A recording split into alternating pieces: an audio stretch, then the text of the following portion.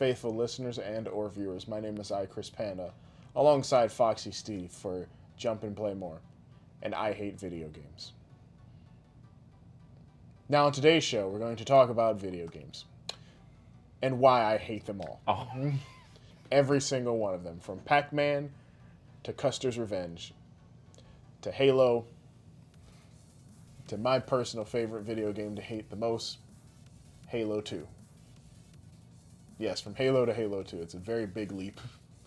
And of course, who could forget 007 Agent Under Fire? A lot of people. And GoldenEye Rogue Agent. Oh, God. No, in all seriousness, I guess I do hate games. But yeah,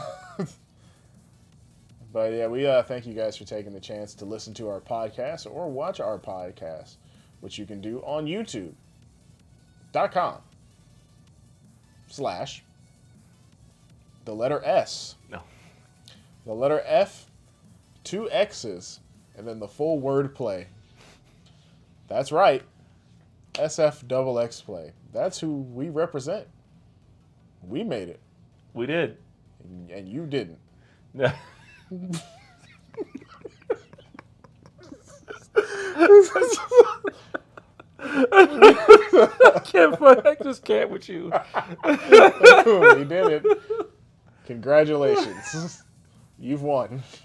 Oh my God. You folks have won an all expenses paid trip to your phone to lift it up and to then go to Spotify and then be like, damn, that's a good show. Let me write a positive review and like it. Isn't that my bit? I'm just kind of like talking. Okay. I didn't even properly do the first part. You didn't. You really didn't. That's why it's very funny to me. Just... If you're watching this, be sure to like, comment, share, subscribe, and hit the notification bell. No! You take... And if you're listening to this, be sure to like, comment, share, subscribe, and hit the notification bell. And then go to any podcast service and then be like, hey, where's the fucking like, comment, share, subscribe, notification bell one. button? That's the name of it. Like, comment, share, subscribe, notification bell button. It's the one. It's a very long time. It's the one. It's the one button for everything out It's there. the one button for everything. The comment is, hey, I did it. And I'm like, yeah, good job. If you're watching this and you want to leave a comment, just put, yeah, I did it. I'll accept that. I don't care who does it. If you do it, you get a like from me, not the account, from me. And I'd be like, yeah, you're pretty good. You might have like a fever. So this is... No, I'm very temperate. I'm just really fucking stupid. It's part of my charisma. Some would say it's part of my shtick. But I live indoors, and those are outside. He's just still, he's going. I'm still going. This is going to be a special... On a very special episode of Jump In and Play More, we tell you the positives of drugs. Now here's this crack pipe. Here's 5 crack pipes. Here's 5 crack pipes, and one's going up my ass. Let me tell you about how you can get high today. Anywho, did you want to say something? So if you didn't know, this is our Xbox podcast, shit. Jump In and Play More. Oh, yeah. Yeah, we talk about Xbox. If that wasn't very clear. I mentioned Halo. You can indeed like and subscribe if you like this content on YouTube.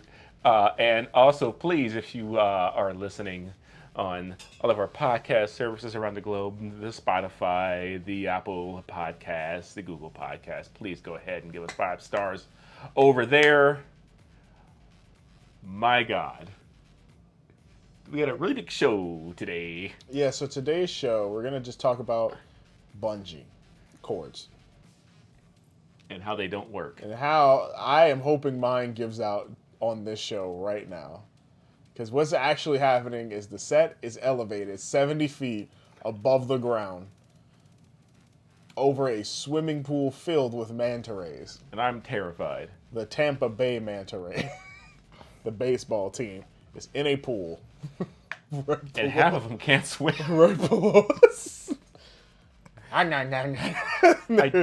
do have some housekeeping before we actually get into the episode. be sure to check out friend of the show, OM Jesus and Mochi Squeeze's podcast, Odd Valley. We did it live on Twitch, twitch.tv/Odd Valley, and it is on their YouTube channel, which is, I believe, Neon Pocket Dimension is the entire YouTube channel name. And on there, we did a podcast about bad films, and it's a drinking podcast, and sweet God. And I know you're listening right now saying, are they still drinking? No. No. I'm just naturally this stupid. I want you to look deep into my eyes and say, fuck. That's it. Yeah. So, with the housekeeping, be sure to check out that. They make a lot of great content over there. And, today we are talking about Bungie. Yeah, so today's episode was actually recommended to us by the one and only Tron Manlos. Yep. And he recommended that you guys should talk about Bungie. Now, I know you're saying to yourselves, as loyal video game player and follower players, Bungie, don't those motherfuckers work for Sony? I'd be like, yeah. Damn, bitch, you right. That deal did close this past month. Bitch, you guessed it. You right. And now we have to talk about why we fucking hate them now, right? No. Those fucking yellow-bellied turncoats. Those turncoats. No. Essentially, we're going to talk about how they got to this point and the passing of the torch, the changing of the guard, the evolution of one studio's dream to make amazing video games into becoming a big partner with Xbox, pivoting on their own feet, and then letting someone else take the reins in 343. Mm-hmm. It took a minute for me to formulate that sentence. I saw it. I saw the journey happening. But if you cut the gaps out, you'd be like, damn, he's smooth. If we do some editing. If you go home and you listen to this right now and say, I could fix it, just do it. Yeah, because I'm not going to. Patent pending. So, let's talk about Bungie beforehand. I don't know if anybody knows about a little game they made called Oni. So Oni was a third-person action game featuring a bitch on it. I don't really know her. Featuring a bitch on it? I don't really know the character or the game. I remember the cover art. The girl had purple hair. And she had an action stance, and it was silver. I owned Oni. I'm sorry. I heard it was not good. I have not heard very high praises of this game. Let me see here. Okay, Oni, a video game. Developers, Bungie West. Published by Take-Two. All right. Released January 2001. January 29th, 2001. Reception for Oni. Metacritic, 73. I'm sorry, 69 on PS2. Nice. And yes, it is. Does feature a woman as the main character. She's got purple hair and guns. It looks like very 90s anime. Yeah. I remember seeing this video game in a video game store and saying, "What is this?" What is this game? And I did not receive an answer. So I promptly moved to Sly Cooper, which I did know what it was, and I played that instead. Oni never appealed to me, and I don't believe it appealed to many people, as this was Bungie's early goings, and then essentially they were creating a third-person action game entitled Halo. Early Halo is extremely rough. It's very rough looking. It's very weird. It's almost like an RTS, but it's not an RTS. Oh, yeah, the original, conceptualization of Halo. And it was going to be for Mac. Yep. Which is even funnier. And it looked bad. Today, it looked bad by today. Back then, people were like, wow, that is impressive. Apple fucked up. And Microsoft was like, gotcha, bitch! And then they literally pulled them over. And they said, just put that on this. And they're like, no. So they backhanded them. And then they made Halo CE, Halo Combat Evolved. And Halo Combat Evolved was like the standout AAA title. If you've been following our launch title series, which was like the past 3 episodes, you would know that it received the highest review scores for the launch of the original Xbox.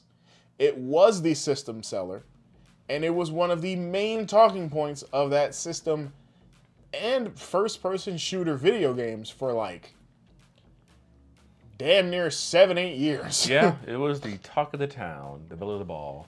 Yeah, Halo CE still stands the test of time in terms of like atmosphere, world building, and interesting story development. I think obviously some games have like modernized controls and like weapon play and kind of variety, but the first time you see the ring as you step onto the planet, you're like, wow, this is incredible. And you're kind of going from point to point, and everything about it feels epic. It's huge in scale. The grandeur of it is awe-inspiring. Yep. Oh, the music. The music was really fantastic. And then to think, they were like, well, that's it. Somebody's like, hey, you should put multiplayer in it. Multi what now? They're like, nah, we like just doing what we want to do. So they put multiplayer in it. And multiplayer turned out to be very popular for Halo. LAN support on the original Xbox, not online, but when they re-released it on PC, it did have online with another map and a flamethrower. I believe, and that was it.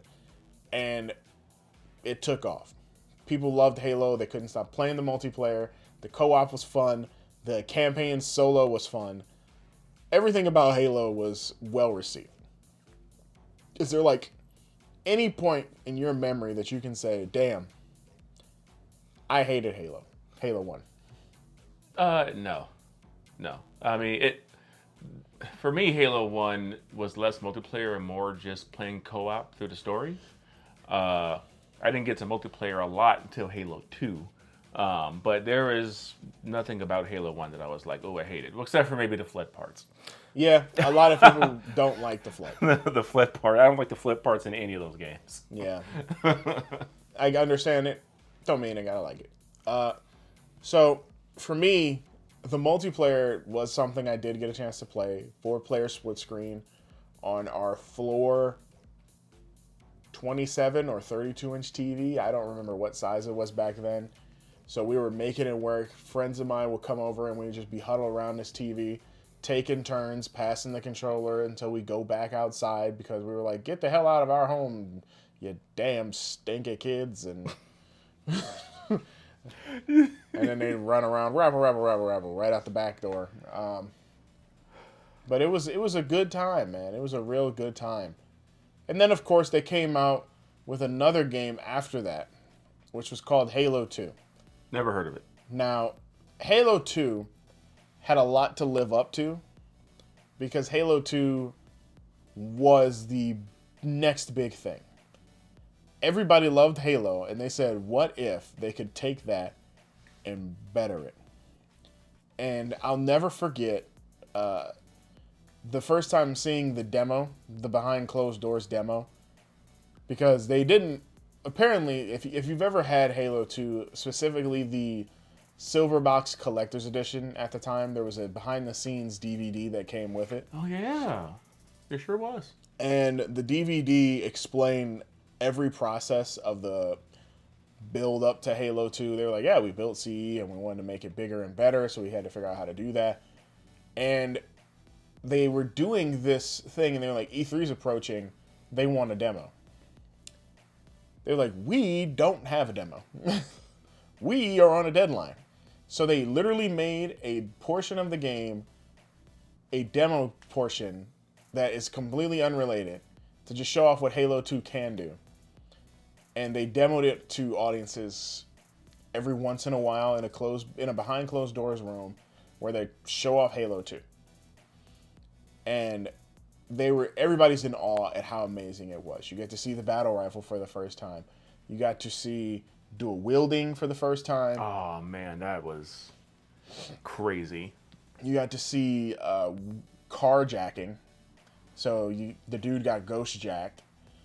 So it was so many things into one. Man, you forget how many things got added into Halo 2 that seemed like it was always there, but no, it was in 2. Yeah, it was just in 2. And you're like, oh. And then you're like, man. So you have all that. You have this big city section, and it goes off. And it's like, think you could stick the landing? Want a bed or something like that? I don't remember. It was so long ago. And then he turns on the sticky grenade. Music swells. And then title card. And everybody's like, oh my God. Ah. And it's just semen everywhere. I just love so the theme song is Bong. What's fucked up is if I play it for you, you're like, oh damn, that is what it sounds like. I know a lot of Halo's soundtrack. I watched that. I remember before having Halo 2, I had an Xbox magazine, and in the magazine was an Xbox demo. Go figure. And the demo had that demo playable. Well, not playable, but it had the demo's video playable on the disc. And I wore that disc the fuck out just watching that. I was like, this is so incredible. I want to watch it over and over until Halo 2 comes out. And then I'm going to wear that disc the fuck out. And by God, I did it. Halo 2, I have so very many fond memories of everything about Halo. Halo 2 literally made those fond memories go away. And replaced them with better memories of being older and having a better game to look upon. Most of my memories from Halo 1 were like, man, this is a great game. I'm in love with this game. And having like a couple friends come over. I'm sure there was like some filler portions in there. Mm-hmm. I don't remember it. But Halo 2? That's when everything really came into crystal clarity for you. Halo 2 and Xbox Live? Yeah, that's when it crystallized, solidified for you. Nut. Just nut. Just nut. My balls were ready to blow up for how much enjoyment I had. Fucking Christ. I was just like, I still think about how much I love Halo 2. I just imagine Stan Marsh, just that picture of him with nut all over the room. That was me experiencing Xbox Live for the first time, like actual Xbox Live. I was in, and I just blew up. I can't stress enough how much I love Halo 2 to the point that before the Master Chief Collection was really a viable thing and we had an easy way to run it, we were running events where we could just do Halo 2 LAN. And this was after Halo 3 came out and after Halo 4. Yeah, this was fairly recent in terms of... We were just like, we really love Halo 2. We did Halo 2 LAN parties with original Xboxes. And it just, it hits. It really hits. Like, I would love to do another LAN party now. Unfortunately, I have one Xbox. I mean, and I've got one. So it would have to be like... We would need 3 Xboxes. Well, potentially, because we would just... Well, I got monitors. We got stuff like... Everything could work because it's Master Chief Collection. And I don't know how LAN would work with modern things because I've never tried it. But it's a thought. It's very much a thought. Granted, Halo 2 could indeed be ready again. Granted, everything could also just be hooked onto the internet. We just run a private lobby through the internet, and it's like, oh, perfect. But that's not the point. The point is that we were doing it recently, and it still is just as fun as I remember. It's so refreshing, I guess is the phrase for it, to just kind of play something that feels simplistic in nature, but like complex and just... It feels like a video game. Like it's kind of like a video game ass video game. Yeah, and it's very like I have to explain to people. People ask me what my favorite Call of Duty is, and I tell them Black Ops 2. That's my favorite one.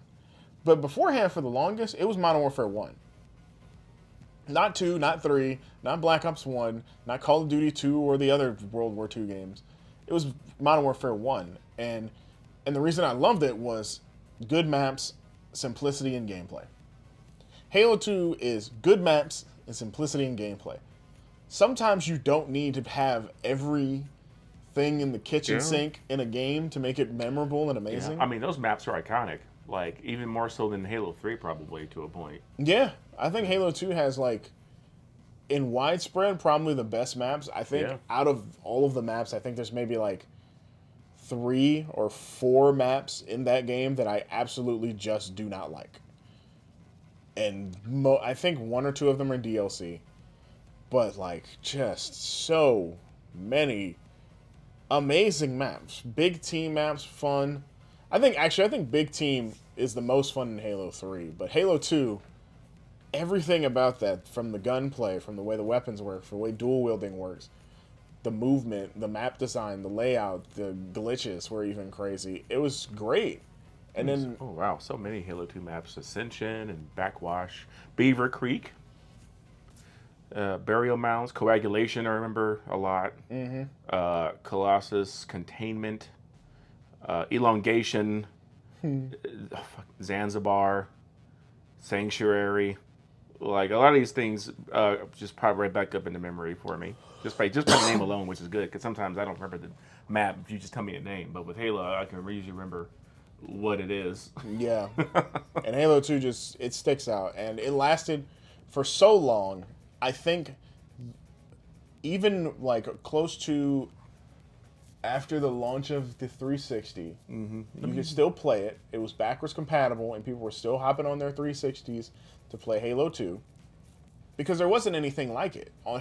When the 360 was out initially, the best online experiences you could play were Halo 2. You could play Battlefield. You could play Perfect Dark. But, like, Halo 2 was still, by and large, like, the better game. Oh. And it was like, there was no point when you can do that, especially when it's backwards compatible.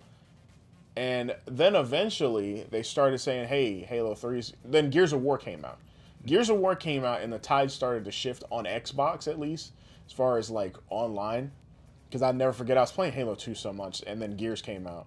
And then I started playing a lot of Gears of War. And then people were like, are you going to play Gears of War? And I'm like, yeah, I'll play Gears of War. Man, the wait from Halo 2 to Halo 3. Yeah, 2004 to 2007. Yeah. Whew.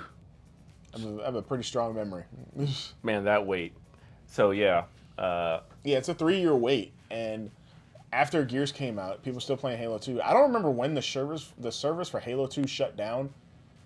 I do know that they initially intended to shut down on a specific date. People were playing them so much, they were still activated. And hell, they were still going for longer because Halo 2 was that damn good.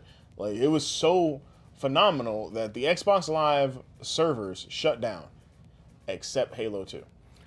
Halo 2, oh my god. Okay, PC multiplayer servers were taken offline in June 2013. What the fuck? That's crazy. Yeah.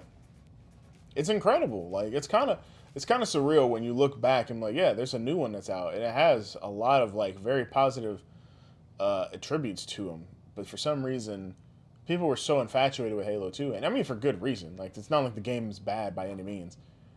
It's just incredible that they shut all of the games down except Halo 2. Halo 2 for Xbox shut down was like April 15th of 2010? That's crazy for a game that came out in 2004. And people were still playing it. My God. People were playing it till the very last drop, and it was fantastic. Unreal. So, and I'll never forget, like, Halo 2 still being played. But like I said, in 2007, you know, Halo 3 was supposed to come out. I remember Crackdown. We're talking about Bungie and everything they've done and how they've transitioned from one company to the next. But I have to mention Crackdown, because Crackdown is a game that has nothing to do with it. It was just a game that was pretty good, and it was like, we need to sell copies of it. How do we do that? Put the Halo 3 beta in it. There you go. That's how I got Crackdown. Good Lord. I think more people were like, I just want to play the beta. I don't even remember how long the beta was. I know the beta happened and you had to have Crackdown 3. And I remember getting Crackdown 3. I remember getting Crackdown, and I was like, hey, this game is pretty good. Like, Crackdown 1, it was like, damn, this is kind of cracked. This is pretty great. You know, it's like how they did it in the old days, where you want to play that Metal Gear Solid 2 demo. You had needed to get Zone of Enders. Zone of Enders, yeah. And Zone of Enders happened to be a pretty decent game. game. And Crackdown was sad, and I mean actually sad. Crackdown 1 was very good, and 2 and 3 suck ass. No, they're not. Good It's at like, all. I don't... Holy shit. It's like, I think the people who made Crackdown 1 stopped making them after that. So it really shows.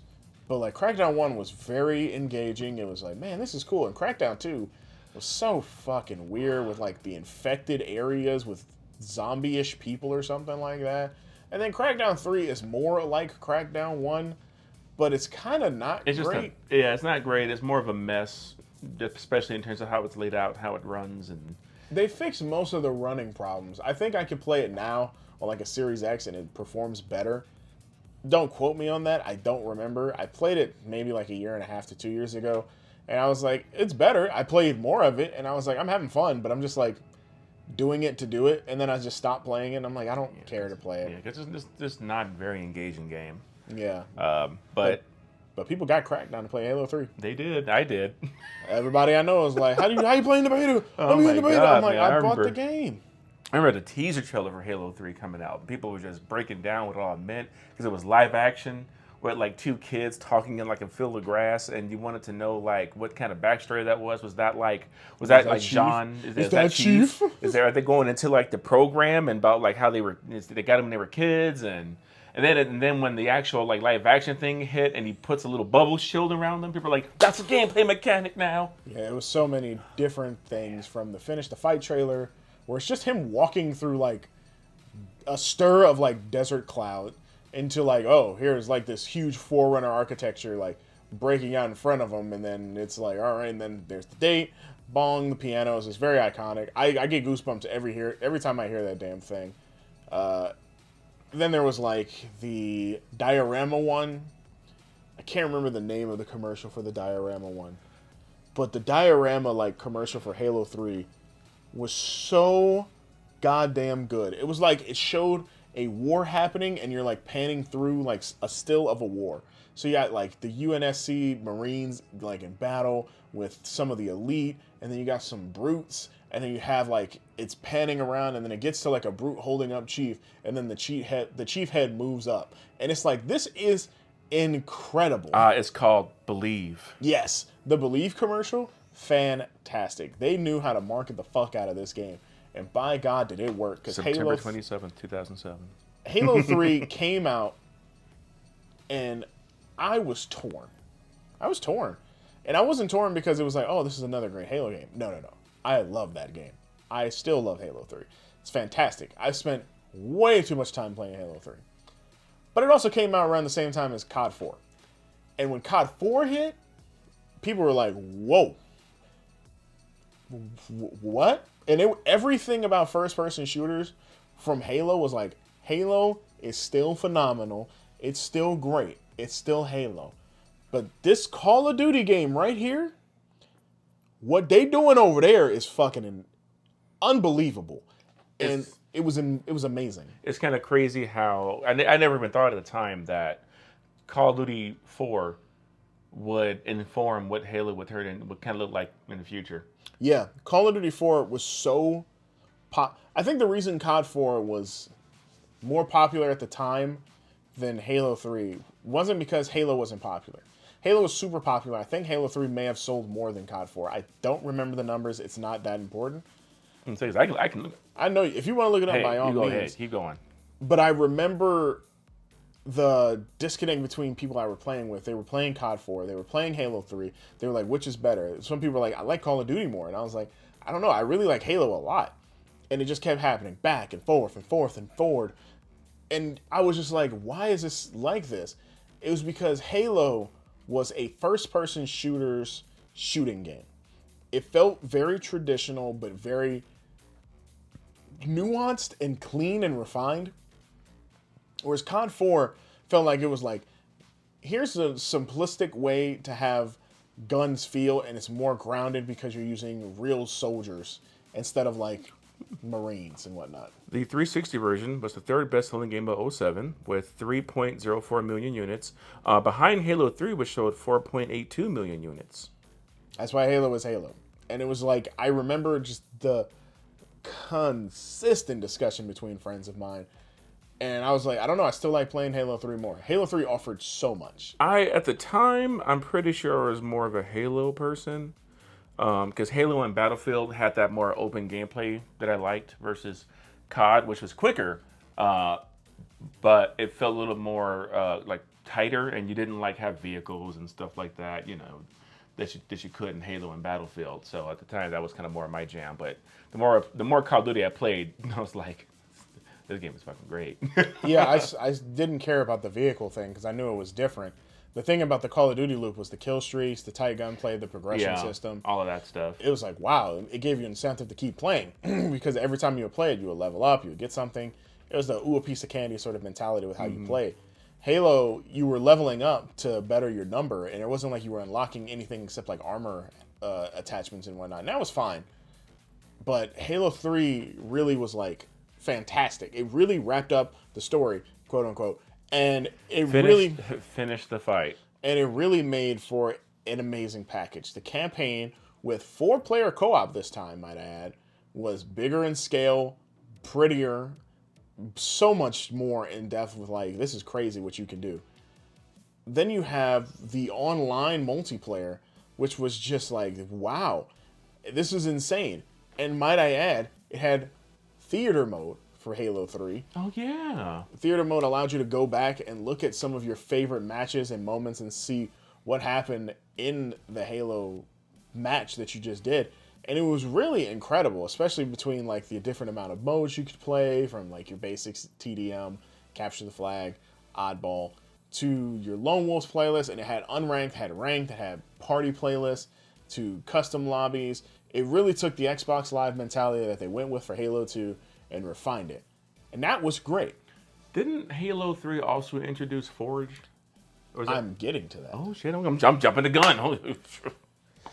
A year or two go by. I can't remember the exact time frame. And Bungie releases Halo 3 ODST. Halo 3 ODST is in the game, and yes, Forge was in Halo 3 as well. You are correct. However, the Forge that you think of was basically ODST. ODST introduced a map where Forge was like the main thing. It was a normal multiplayer map, but you were able to delete every piece, put up multiple assets, and then they basically said, here you go, have fun. And it made the best like way to play that game. And it was like, some wacky shit people did in Forge. It was like, wow, this is what we want. Like Halo 3 ODST, single player, kind of okay. Yeah. Interesting in parts. You have, ooh. I can see his face. I can see his face and his really strong jawline. And that girl from Big Mouth keeps like fantasizing about him. Huh? Oh, what is his name?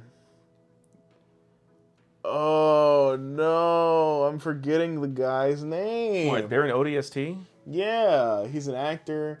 He's featured prominently in ODST and Halo after that. The orbital drop shock troopers. And, oh, what's his name? He's in like a TV show. I want to say Firefly. Oh, Nathan Fillion? Nathan Fillion. Oh, he's in ODST? Yeah. What? No. Yeah, Nathan Fillion is the main dude that you talk to. What? How did you not know this? I did not know that. I did not know that at all. Yeah, in the campaign for Halo 3 ODST, one of the main guys who's like your, I think, sergeant is Nathan Fillion. His face is in the game. Buck. What do you know? Yeah. And he likes to... His name's Buck, and he likes to fur. Wow, I did not know that. Granted, I was very lukewarm on ODST, personally. Most people wanted ODST strictly for the fact that you get every DLC multiplayer map pack that came out, which was great. Mm-hmm. You got the new mode, Fire Team? That sounds right. I think it's called Fire Team. Steve will verify, but ODST had a horde-based mode where you would fight wave after wave of enemies, and this was kind of generated after the success of Gears of War 2, if I am correct. I just don't remember the name of it. The mode was okay. It wasn't bad, cooperative mode where tons of people fought wave after wave of enemies. I just don't remember what the fuck it was called. Don't worry, I'll find it. It's either Fire Team or Firefight. It might be Firefight. Firefight sounds more right. It sounds like it should be that. I'll find it. But essentially, you had those, and this was like, people were like, man, Bungie put out 3 big bangers and this little expansion of DLC and whatnot. And Halo 3 ODST did okay. Yep, Firefight for Halo 3 ODST and Reach. Yeah, well, it appeared in that thing. And we were like, okay, cool. You know, this is pretty nice. It's a good package. Seems solid. Not bad. I am happy. Time goes on, and we're like, well, there's no more Halo, because 3 was supposed to be the last one. Boom, bitch! You're surprised. And you're like, oh, geez. That was what you mean? That was a surprise. Oh no. We're announcing Halo Reach. What the fuck is Reach? What is that? Now, if you're a person who follows everything else of Halo, between the comic books and the novels that they've created, because this is an entire world and franchise, there is money to be made, there are stories to be told. Reach was basically the beginning point of where Halo and the fight against the Elite came from. I believe it explains in Halo Reach why the Elite were formed, because the Elite is not just one group, it's not just one alien race, because that's like the Brutes. The Brutes are one alien race. The Elite is a group of like other alien, it's like a collective of aliens that essentially, or is the Covenant, I think it's the Covenant I'm thinking of. I don't remember. One of the two. They form together to battle the UNSC so they can take control, and they're run by the Forerunners or something like that. It's been so long, I don't fully remember Halo's story at this point, because so many layers to this thing. Yeah, essentially it's all about, you know, the fall of Reach and how everything kind of kicked off from there. Exactly. The fall of their Halo base. So Halo Reach comes out to kind of lukewarm. I remember when we were at GameStop, I think people were excited, but Halo Reach was nowhere near the excitement level of, I think, Black Ops 1 at the time. Yeah, they dropped September 14th, 2010. Yeah, so I think Black Ops 1 was the big marquee video game at that time, because it was COD 4, World at War. Yeah, it would have been Modern Black Warfare Ops. 2, Black Ops, yeah. So that's, I don't know how I know this memory so well for numbers, but yeah. But Black Ops came out and people were like, oh man, it's going to be like Modern Warfare 2, but battle. Fuck. And it was actually a pretty good game. It was like, damn, I was right on the money. Yeah, I had some concerns with Black Ops, so I was like, oh boy, this is a period piece game. Let's see how it goes. But because I didn't really like games set in the past, but Black Ops is very good. It was very fun. And then there was Reach, which was like, well, here's the other alternative. Here's your other game to go along with it. Halo Reach introduced Spartan mechanics. I forgot what they were specifically called. It's their armor abilities. Yeah. So you were able to use sprint. You had your armor shield. You had cloak. You had hologram, and you had jetpack. Yep. And you were able to pick which one. Sometimes they limit you and you can't pick them, but you were able to usually pick which one, and it changed up the gameplay. Not only that, but they added the DMR. And they added something. They added like a few other guns that were really good as well. I just remember the DMR was the standout. The DMR replaced the battle rifle because it wasn't in the game. So you had this tactical rifle that shot single shell shots. Reach was phenomenal. Yeah, I mean, Reach was good. It was, the story was excellent. You know, really felt for the characters by the end of it and everything. Yep. And I mean, reception-wise, I'm pretty sure it did pretty well. It was just some criticisms with it. Metacritic is a 91 out of 100. Yeah, Reach is fantastic. Yeah. To me, it's probably like the best Halo package. Yeah. Time has gone on, and I really love Halo 2 still. Halo 2 feels like home and it's nostalgia. Halo 3 is right behind that, but my favorite Halo is still Halo Reach. And that's because the gameplay has everything that I want in it. It gives me a Halo feel. The maps are pretty good. The progression system is pretty good because they took what they learned from the competition with like Call of Duty and said, what if you play the game and you unlock things? You don't have to unlock guns because that's Halo, but you unlock different armor pieces and things just for like playing the game. And it's like, oh, okay. So you can play as little or as much as you want to, no matter what, just unlock more and more. They added the Fire Team mode back again, default, and Fire Team had it across multiple maps this time. I think across every single one, and not just a couple that were specific to it. They revamped the Forge mechanics, so Forge allowed you to do way more. It became even bigger to the point where they were making matchmaking outside of just like, okay, here's the maps that we made. They were including Forge maps made by the community that they loved enough to put them into it. You were able to search maps from people as well. Replay Theater was still there. By God, is like the complete package for a Halo game. I'm like, everything about this is really phenomenal. For multiplayer, I spent probably the most time playing Reach. Mm-hmm. Yeah, that is the game that probably got me to be better at Halo. Which is weird because it's like it's like Halo, but it's not like Halo. Yeah, it's so different because of all the different armor abilities and stuff like that that you have in there, which was probably the most controversial part of the game.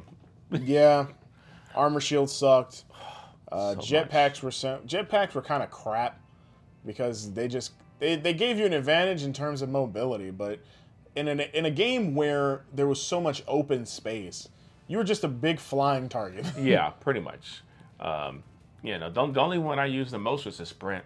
I stopped using sprint because they could hear you sprint. They can. And I ended up using hologram a lot. That became my go-to because people were just so stupid. Oh yeah, and they added assassinations in Reach, I believe. And I hated it. Oh, that was awful. Because I just wanted to melee it, and I'd be like, ah, crap, I held it too long. Yeah, but then you get shot by somebody else because you're in this long animation of stabbing somebody in the chest. Its novelty wears off very soon. It's Yeah. like, oh, this is neat. Oh, god damn it. But I still love Reach. Oh yeah, I got a special place in my heart for Reach. There's a reason why when they re-released the Master Chief Collection, Halo Reach was one of the most requested things to be added. Because people really like that game. And it took them long enough, but they finally added it. But we're not talking about that right now. We're talking about the progression.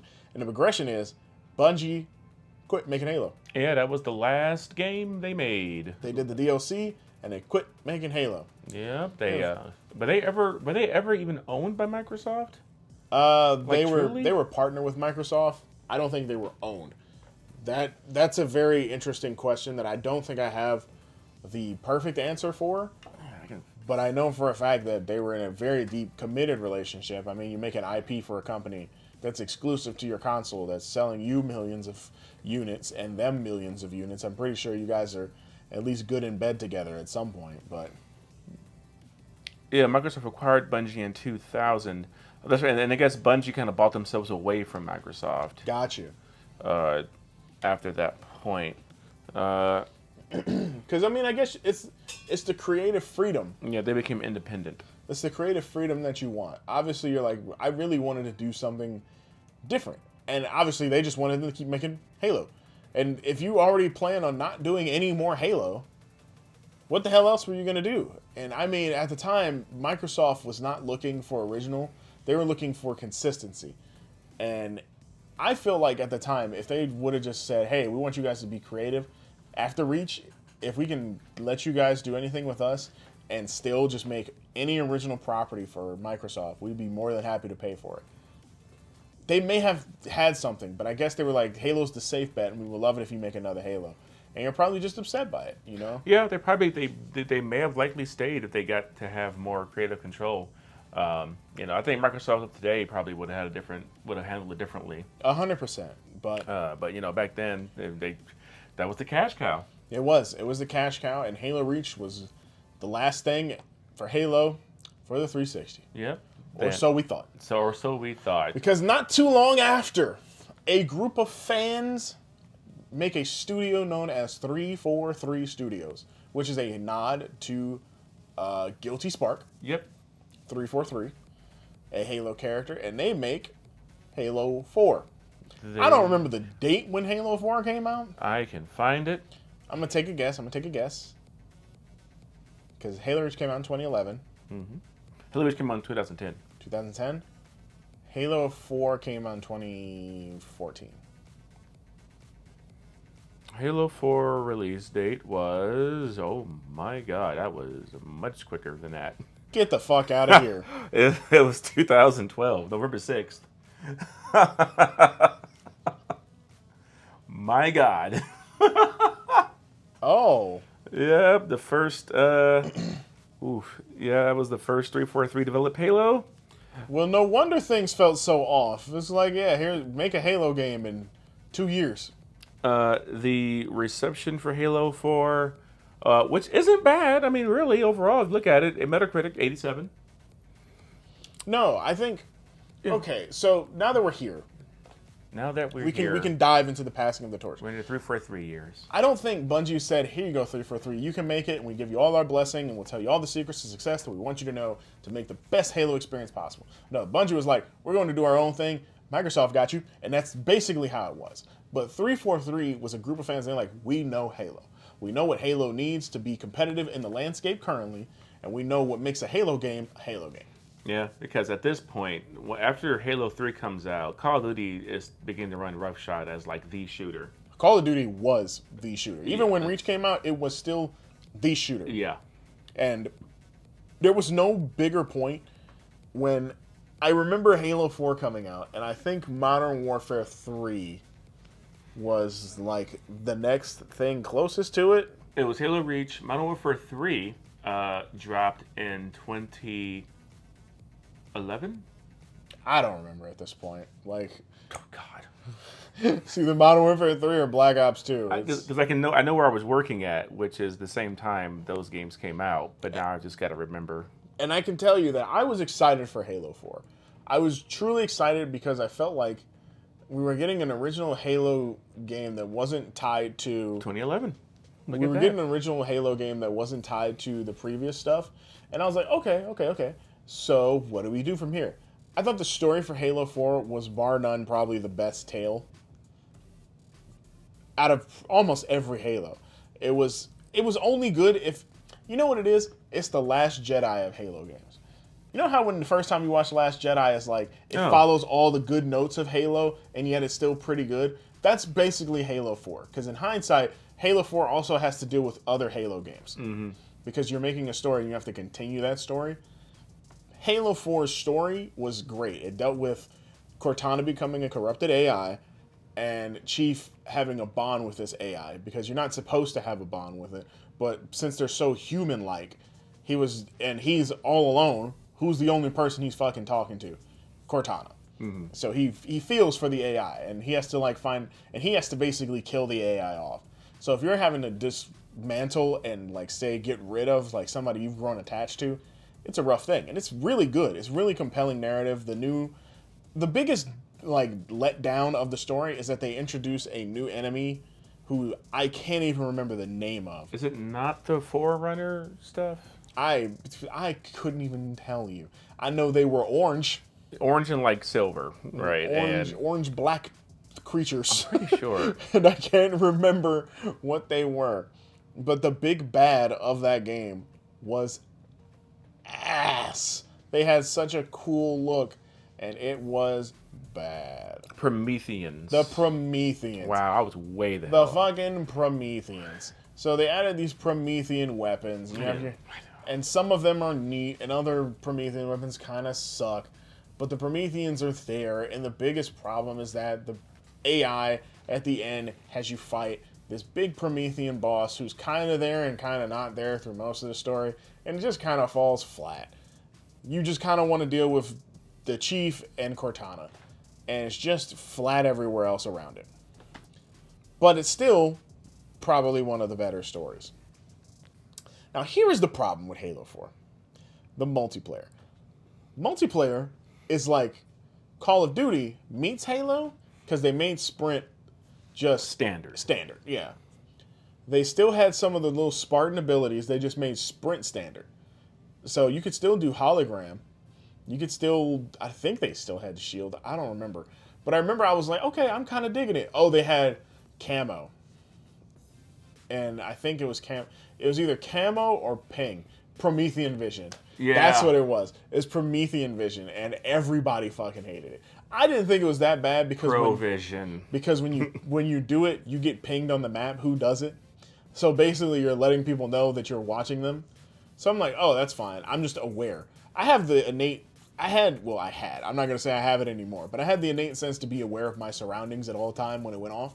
So I was very adept to it. Gun-wise, the game felt okay. I felt like the gunplay was probably the strong suit. Yeah, I mean, they really tried to bring it up to like what the new standard of shooting was. It's kind of like how Halo kind of changed the game of how shooters were. Then Call of Duty happened, and so then 343 said, well, let's try to kind of get that feel into Halo. Yeah. With 4. So it felt you could still use traditional Halo controls, but it did have more, I guess, traditional, as of that time, first-person shooter controls to make it more like a Call of Duty. Yeah, because everybody was copying Call of Duty. Mm-hmm. And as time goes on, the Halo community and Halo fans really began detesting Halo 4. Yeah. They were really like, this isn't Halo. Yeah, it's rough, and the maps don't really... They're okay. They're okay. Some of them are like, okay, this isn't bad. But like, if you were to tell me some names of them, I may be able to tell you what it is. Otherwise, I'm like, I don't know what map that is. They're not. They don't hit that kind of legendary status. No, not at all. And it's really troublesome because if you go out and the first thing you do is produce this game that's critically received very well, and as time goes on, the fan reception is really negative, it's like, ooh. It's a little rough. They did bring the battle rifle back for Halo 4. Yeah, they did, but the problem was that the battle rifle was brought back. The DMR stayed. They had the new Provision version of the Provision. They had the new Promethean BR. They had, I think that was the game that had the needle rifle. So so there was a needler, but it also was a single shotgun, like a DMR. No, it was just a carbine. They just had the carbine then too, and it was like all these very standard assault rifles. Oh, and the pistol was good. All these guns are great and all, but there was like no reason to use variety in weaponry anymore because you can just do long range and kill. Yeah. There was no reason to be. The only time you would want something better than that is like, oh, rockets are on the field. Because rockets are like an instant kill. Sword's up. Cool, I'll get sword. But otherwise, you didn't need to experiment. Yeah, and the pacing of it just didn't feel right for Halo. No, it didn't. It was so off. So everything about it just felt off, and you could really like feel that over time. And like some things are still fun. Like SWAT is fun in that game because the weaponry feels great for SWAT. Big Team is super interesting because certain things with the way vehicles work and just everything. I don't know. It's very weird. I know Forge, not that bad in Halo 4, but man, you can really feel it. It's like this game was like just a hair away from like being just not Halo at all, and it really sucks. And you really recognized it when they released Master Chief Collection, because after this point, 343 was like, well, you know, Xbox One's out. Here's the Master Chief Collection until the new Halo 5 comes out. And Master Chief Collection comes out, and it doesn't fucking work. Oh boy, what a disaster. That game just didn't work. I know this is like not a Halo entry, but it features the Halo games of Bungie and 343 in the package, except for 3 ODST and Reach at launch. You have Halo 1, 2, 3, and 4. And it's like, okay, cool. You can play the campaign. Multiplayer didn't work at all. It was rough. Oh my God. It took forever to download and install on top of everything else. And then, trying to find a match in any of them. And then when you get in a match, sometimes just trying to stay connected. Oh my God. Everything was bad. Trying to play with your friends, horrible. Everything about it was bad. Yeah, it was like that was pretty indicative of kind of the initial years of Xbox One and how Microsoft was handling things. It was just so dropping the bag at left and right. That game, the Master Chief Collection at launch, if everything worked like how it works now, could have been like amazing. A reason to buy an Xbox. Because they remastered Halo 2. Yeah, you got the anniversary one where you could like new graphics and everything. You switch on the fly from the old look to the new look, and they did like the anniversary map pack. So like the anniversary way things were also upscaled and redone and it was just like, man, this is cool. And they just fumbled that ball fucking all the way to a touchdown with fucking Titanfall and Battlefield, and that's it. Because Call of Duty started fumbling because, goddamn it, fatigue. Yeah, That's for a different show. Different show, different time. But goddamn, people were just like, man, I hope Halo 5 ain't bad. Halo 5 comes out. Oh boy, this was such a rough launch. But you know what? Halo 5's coming, and I am sure. I'm certain this time will be different. Oh, it was different. Halo 5 worked. It did work. It worked. But that campaign sucks shit. The marketing is so unbelievably bad. Oh my god. Halo has Chief versus Locke. Spartan versus Spartan. Right. Everything you see is Master Chief is going to be fighting this new Spartan who is looking at Chief as a big threat. And you're like, oh man, that's crazy. I can't wait to play it because this is going to be like, what's Chief fighting for? I cannot make this shit up. Most of the campaign is you playing as Spartan Locke and his team of assholes, looking around like, where the fuck did Chief go? I don't know. We got some trail here. Yep, that's Chief, all right. And then they fucking like try to find him. They interact like once or twice, and they're like, maybe we should be friends. And it's done. And then Cortana's like, bitch, I'm crazy. Oh, Cortana's still around, you say? Cortana's a rogue AI that is now getting control over ancient Promethean technology to control them and every AI on Halo and everything around the universe or the galaxy or some shit like that. So unfortunate. It's like, that was the best part of that campaign was Cortana coming back and saying, oh, I'm about to be the big bad for whatever comes next because I can control everything. Yeah, Halo 5 Guardians release date was October 27th, 2015. So it took a minute for it to come out, and the campaign didn't deliver. Yeah, we didn't get a proper, so it was from 2012 to 2015 for that release. Yes, because And 343 needed time to actually make a Halo. To make a game. And, man, okay, Metacritic, 84 out of 100, which I think is the lowest Metacritic. No, it's better. That's better than Halo 4. Well, was it? Halo 4 was 81. Oh. So it's better. Now, here's the good of Halo 5. Halo 5 had phenomenal graphics. It took the gunplay and craziness of Halo 4 of like, well, we're going to modernize it. And they said, okay, we modernized it. Let's Haloize it. So you have these jetpack dashes. You have so much more control on the ground and crazy freedom where it's like, oh, now the Spartans feel like Spartans again. They don't just feel like Halo dudes that got dropped into Call of Duty. Yeah, I will say I did enjoy how Halo 5 felt by and large. And it was 60 FPS for the first time at launch, which we didn't get that before. Yeah, because every other Halo was 30 frames because of hardware limitations. But you're playing it and you're like, okay, it's not great. But it's better? But then you play like the multiplayer. The multiplayer is actually really good. I will say the multiplayer feel of Halo 5 is really good. The maps, those are bad. Those are actually bad. I love that sound.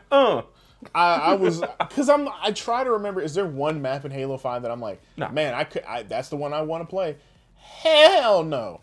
The only time Halo 5 maps actually got good is when they put Halo maps from other Halos in it. Mm-hmm. And it's like, damn, y'all had to use old maps to make your new maps not feel so fucking shitty. This is a problem. This is an actual problem.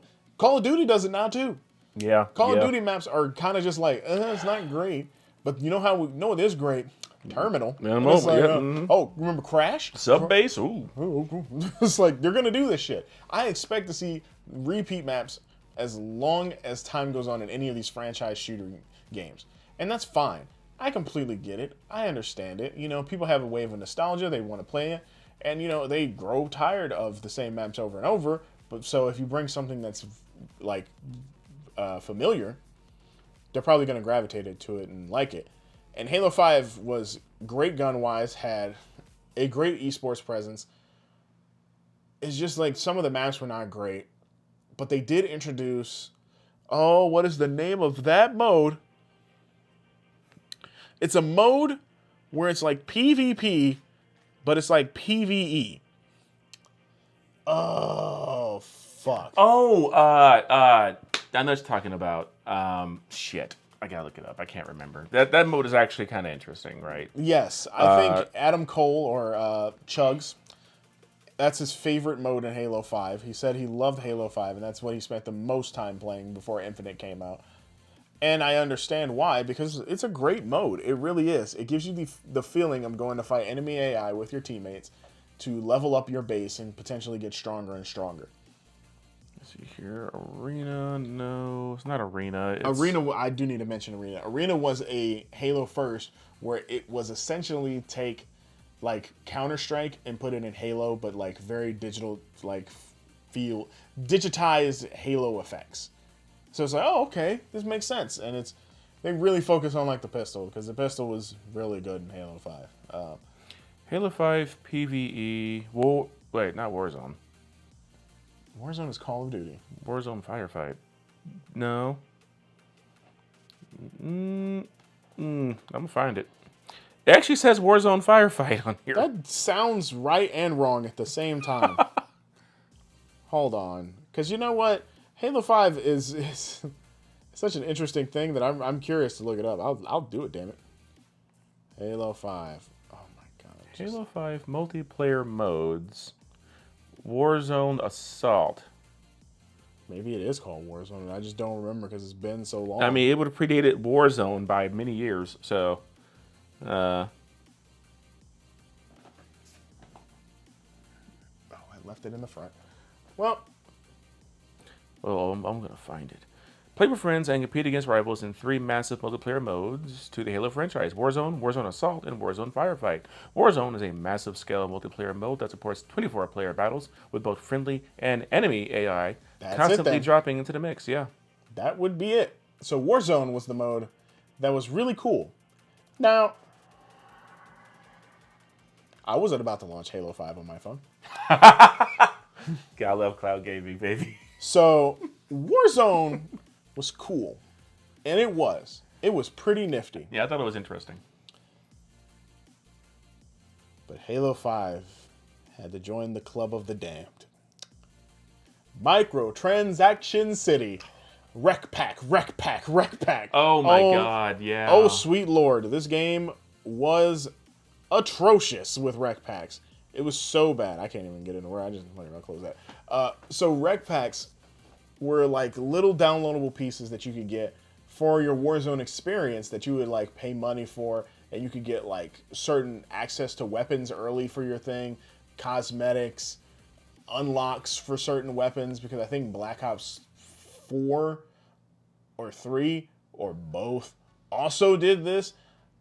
Games were doing microtransactions like it was the new thing. It was a virus, okay? And it was horrible. Like, the worst offender was probably Battlefront 2 at this time.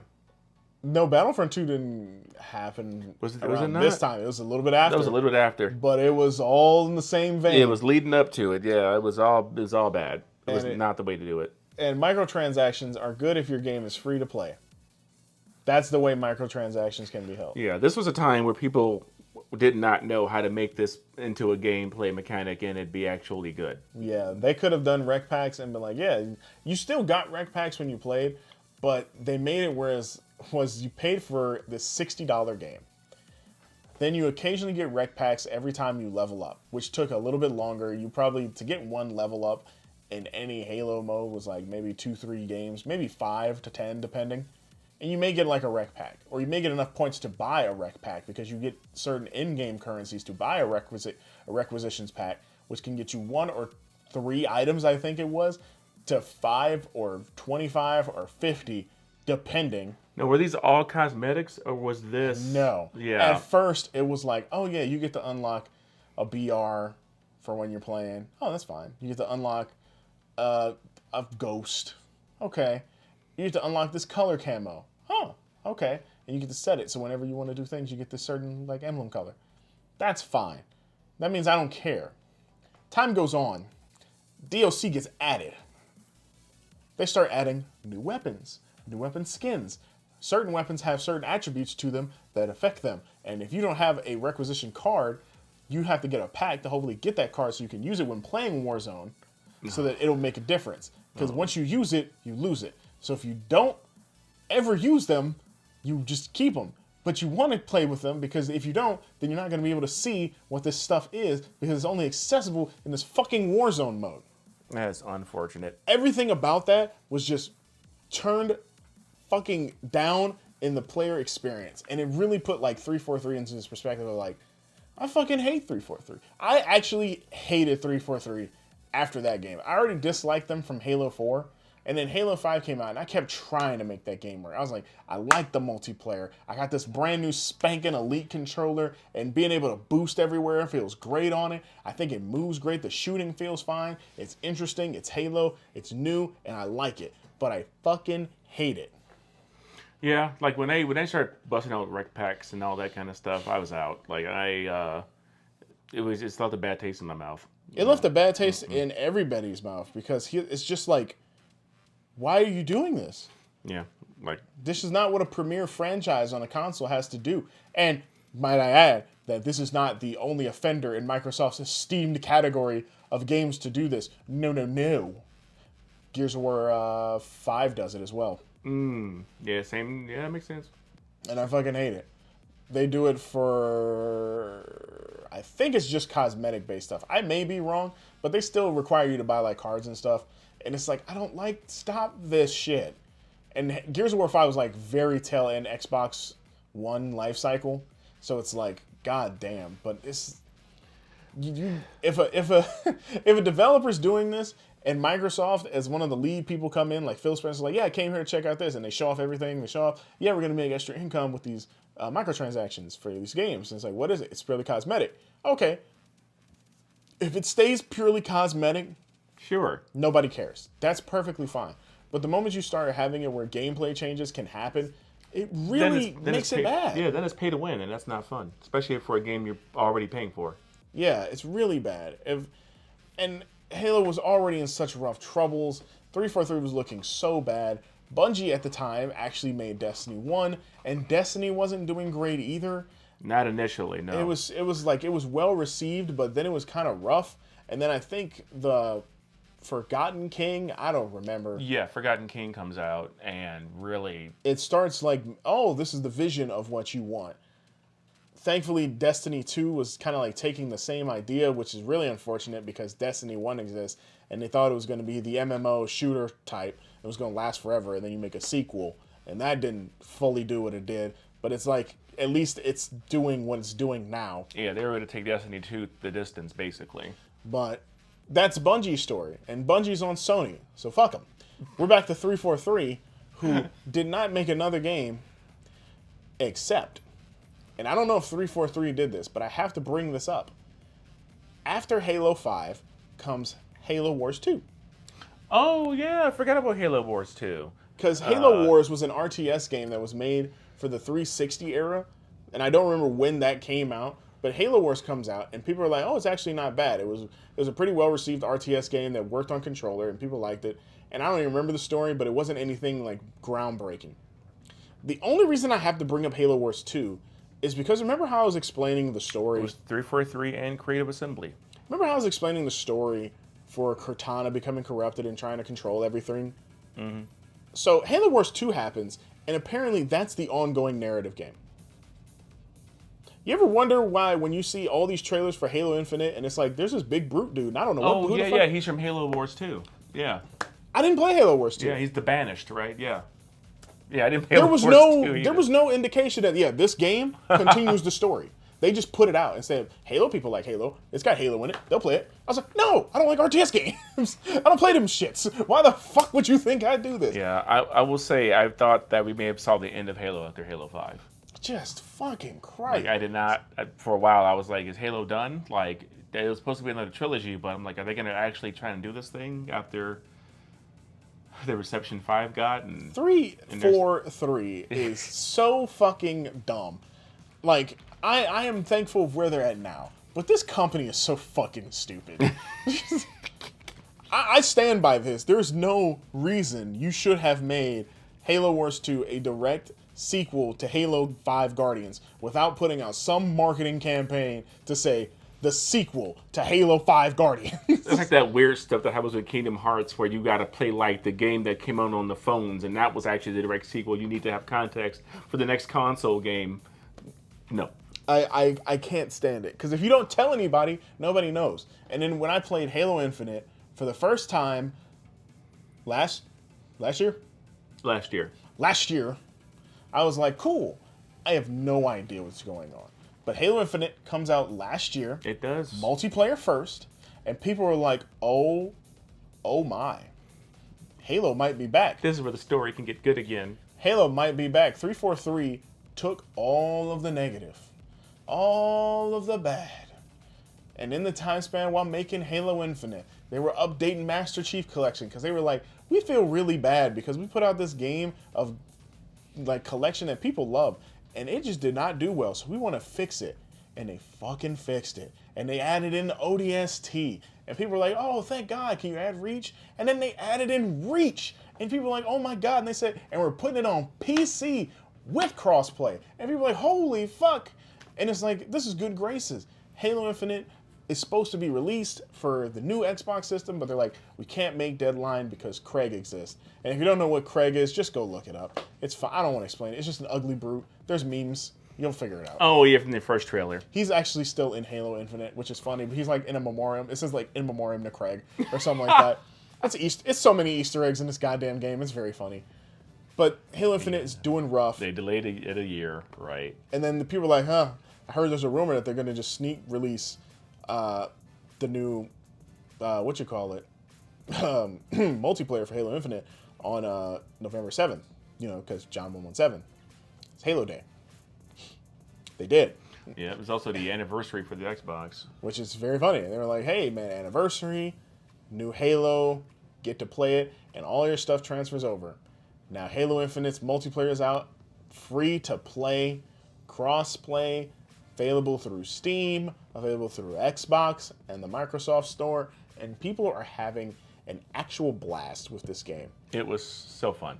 It's so enjoyable. The gunplay was like, oh my God, this is good. Some of the weapons are like, meh, but people are like, this is a really good Halo game. Yeah, like overall, it's probably the best feeling Halo game since 3.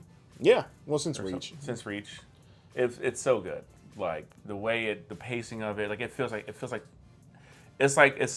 perfect idea of what you would imagine a modern Halo feeling like without jeopardizing what makes Halo Halo. Exactly. This was the point that they need to do, and a lot of that comes from previous Bungie people who worked on multiplayer for the Halo games coming back to assist them for this game. Oh wow! So it's like, wow, you can really feel it, and it's received extremely well multiplayer wise, and like we can't wait to see where it goes. They finally released a single player in the December portion of that year, which was like a month after it, and people are like, wow. This is fucking phenomenal. I stand by it. Infinite is so goddamn good. It's so incredible. The ability to go from place to place, to do whatever you want and tackle missions however you want. It makes you feel like such a badass. The story is actually compelling. I'm like, they fucking did it. The Mad Lads actually did it. Yeah, and now you've got Game Pass, so now you've got free-to-play multiplayer. You've got Xbox Game Pass. You've got free-to-play single player. And you can play every other Halo on top of that. Yeah. So it's like, god damn it. It all seemed to work itself out. It's all coming together. It's all coming together. And now we're just in the worst part because the game's good and the content rollout is really bad. Post-launch. We've talked about it before. We have. We hope that it fixes itself. There's more information and more developments to come within probably I think the next month or so for August. Yeah, we know the beta just came out for four-player co-op for the story, which is what I was waiting for. I haven't done campaign yet because I was so used to playing campaign co-op. I want to wait to do it that way. So I'm looking forward to getting in there with somebody to play it. Maybe get me through it because I'm bad at games. And it is not that hard. Or just put it on or just crank the difficulty up and play it that way. I played it on normal because I was like, I don't care. Played on normal, plays through it, 100% it. It's like, this is great. But yeah, their post-content rollout has been a little rough, and I think it comes from the development of it and how they had to get this thing out.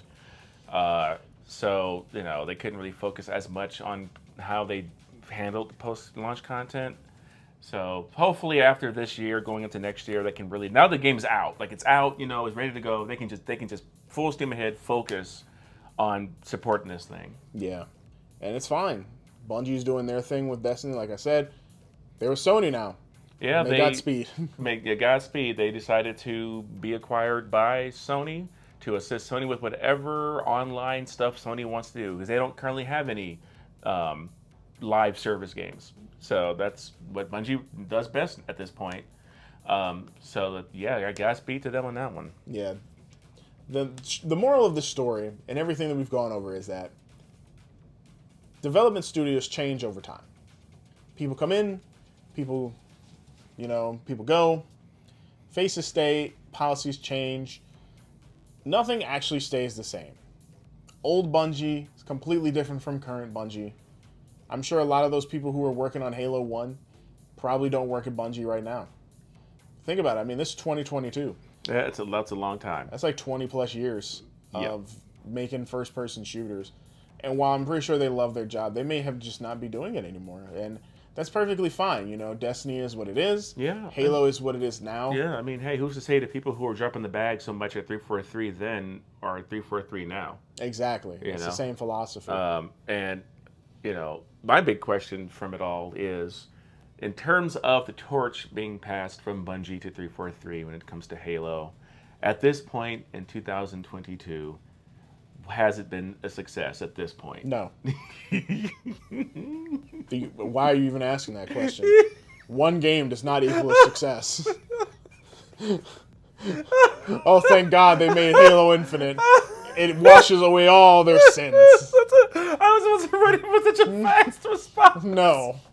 Hello? No. Okay, so I agree. No, it does not make up for it. But Master Chief Collection being fixed, that makes me happy. But it doesn't make me forget. It's like, this is going to sound really fucked up, and I'm going to apologize now. No. Oh, no. Imagine if Al-Qaeda was just like, they came to America with a cake and said, we're sorry. They were like, well, they did bomb us, but they brought us this fancy fucking game. This man has taken... It's not that big. I just want to explain right now that terrorism acts... No, it's not!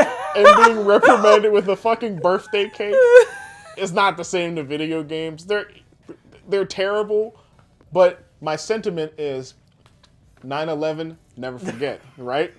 You never forget it, right? Why did you just bust out 9/11? Because you never forget it, right? I know. You will never forget the terror that happened that day and all of the bad that has come with it, right? Sure, yes. So as that's completely terrible, not really related, but the idea is that because you play these games and you follow this company and you love it so much, even though they fucked you over and they tried to smooth it over, you're still not going to forget the bad. So So I think I got what you're going with here. 343 cost 9/11. Okay. No, I'm not going with that. No, I am not going with that. That is completely wrong. Okay, good. Okay. Let me switch What gears. I'm going with is like... No, I got you. Anakin killed the younglings. There we go. Something that's not real. Anakin killed the younglings, but then was like, I'm Darth Vader.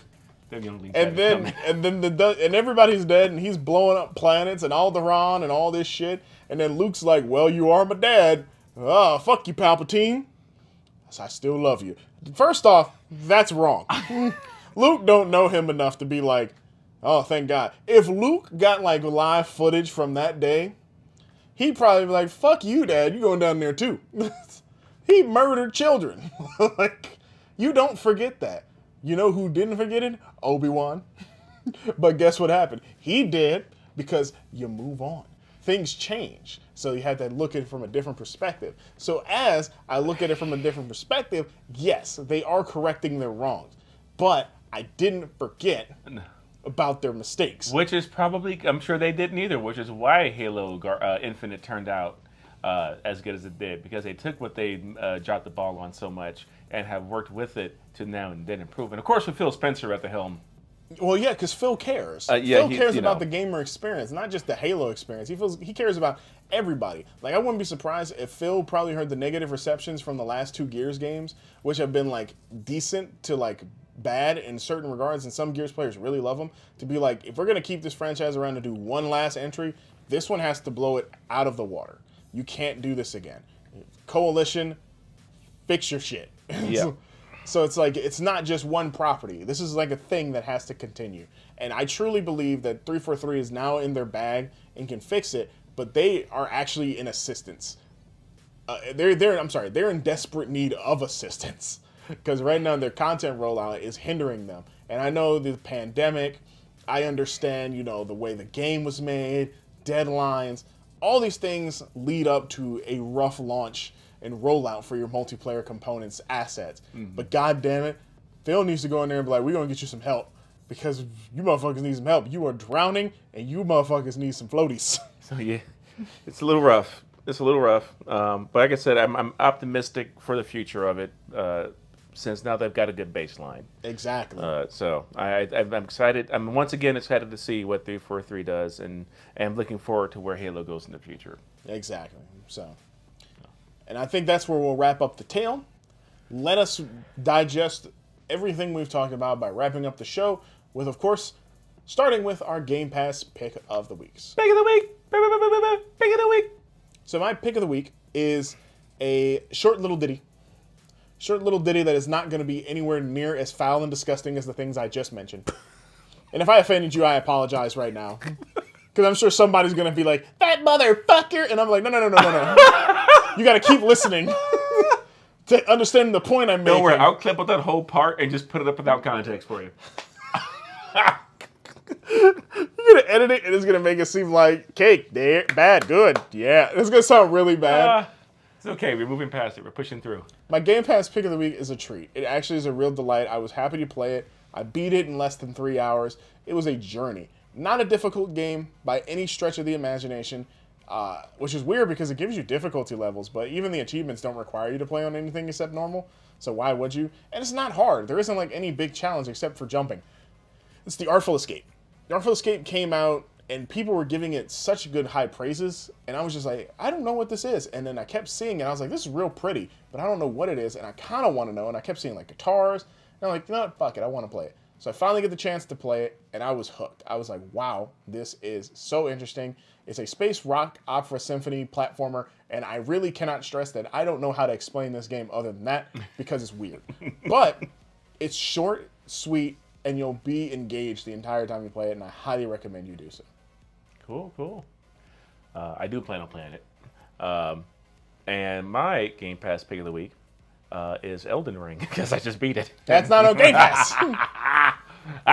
What an amazing game, though. I am now Elden Lord, and I can't wait to do New Game Plus. But my Game Pass pick of the week is Pokemon Ruby. Yeah, my actual Game Pass pick of the week is a game that just came out called Escape Academy.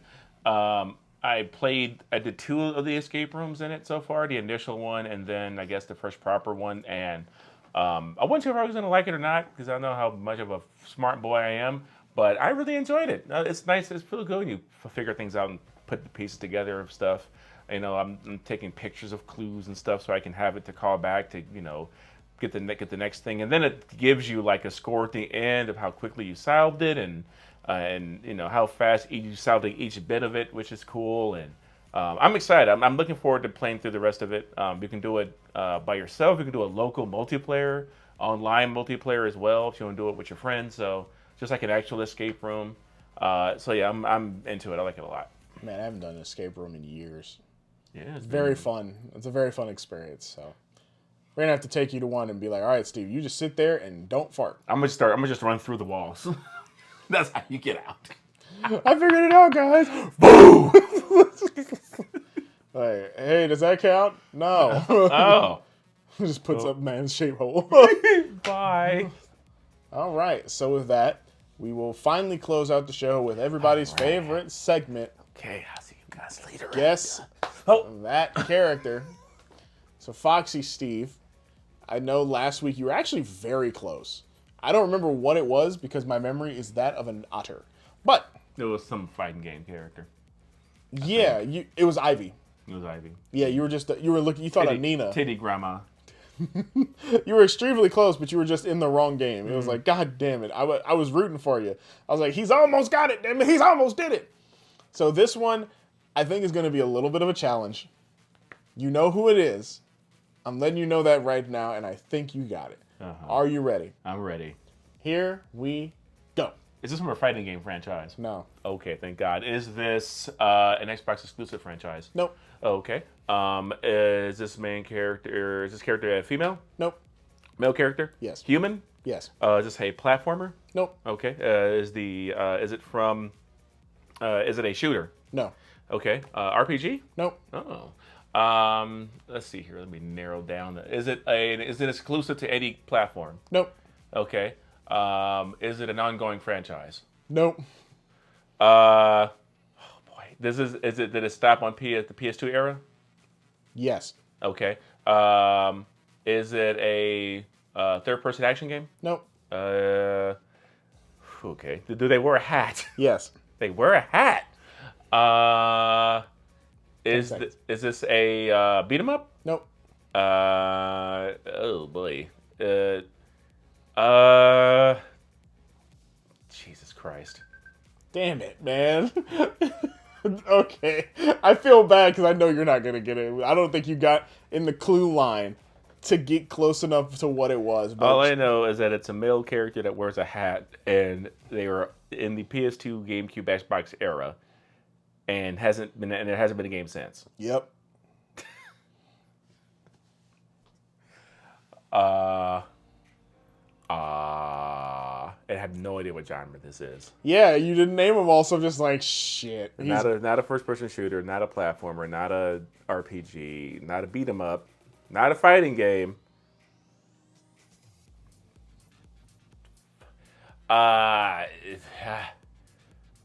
Fuck me. Fuck me running.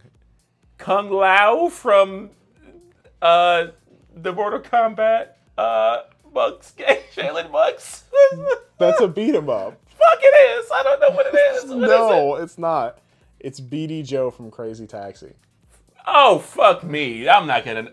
God, I don't know them motherfuckers' names. You don't? I No. thought you knew who BD Joe is. No. We always say BD Joe because we're like, Davey, you look like BD Joe. I understand that, but in this moment in time, no. Now you say who it is, and I know who that is. And you're like, goddamn, it's the black guy with the fucking bucket hat. Yeah. Take us home. Yeah. That's why I was like, yeah, I feel like you'll get it. And if you would have said driving game, you probably would have got real close. Because there's not many not a lot of characters in in driving driving games. games. No, That's why I I was didn't like, think driving game, no. Driving game was the furthest from my mind palace. No, that's why I was like, he just got to You start. were just like, fucking me. That's what this is. Just start naming the He's genres, fucking me, man. everybody. He's fucking me in the ass. It's okay, though. Oh, man. It's okay. I love you anyway. Anyway, that does it for us. Don't forget to tip your waitresses and clean your toasters. I'm iChrisPanda and Foxxy Steve. For SFXX Play, Jump In, Play More, be sure to once again like, comment, share, subscribe, hit button, notification, do it, got it, and then go to podcast places and do the same thing. One button, press them, got it. Get it good.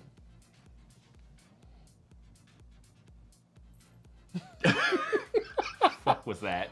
You want me to close it out? I gave the closeout. I did the San Antonio. Let me tell you. Yes.